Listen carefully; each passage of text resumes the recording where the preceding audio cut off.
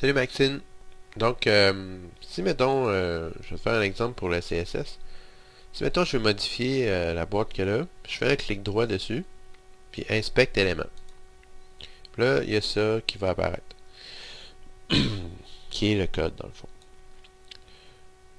Si je clique sur le LI ici, le LI Service Block, tu vois qu'il y a une marge, le bloc orange à droite. Puis ça, c'est la règle CSS qui est ici. Margin 0,6%, 8.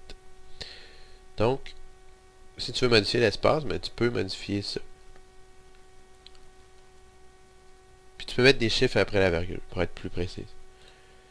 Donc, là, ça te dit que cette règle CSS-là est dans style.css, dans le dossier dev, wp content, thème, digon.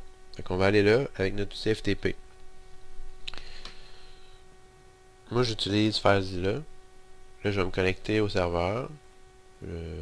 Ça, je pense que tu sais comment faire.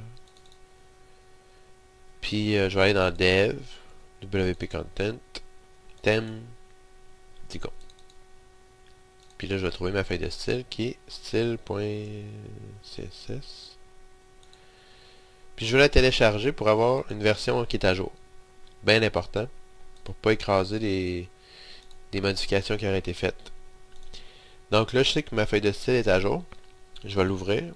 Moi, ça va l'ouvrir dans Sublime Text, qui est mon éditeur texte préféré. Puis là, je vais aller voir encore dans Chrome pour me rappeler la ligne qui est 8640.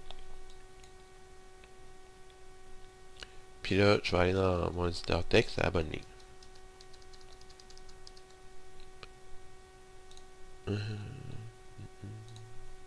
8640. Ouais, voilà. Là, on voit la même règle qu'on avait vu tantôt avec la marge qui est à pourcentage pour que ce soit responsive. Puis là, mettons, je mettrais ça à 5.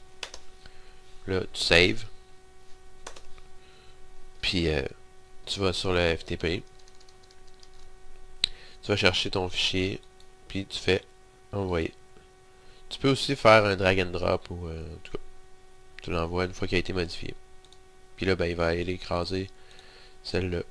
Puis, ton site va être à jour.